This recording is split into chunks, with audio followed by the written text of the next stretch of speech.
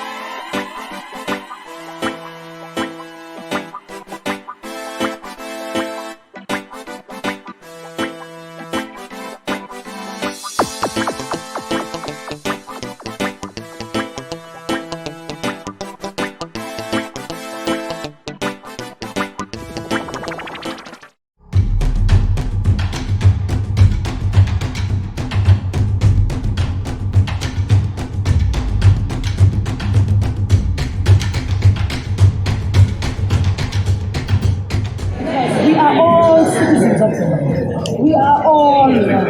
We are one earth. We are one water. We are one soul. We are one spirit. We are one mighty community.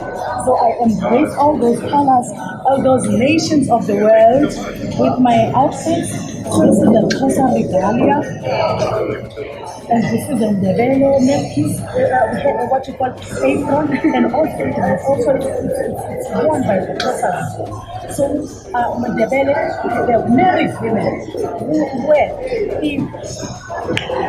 what's this? Hip hop, and the young women, the young maidens are also wearing one.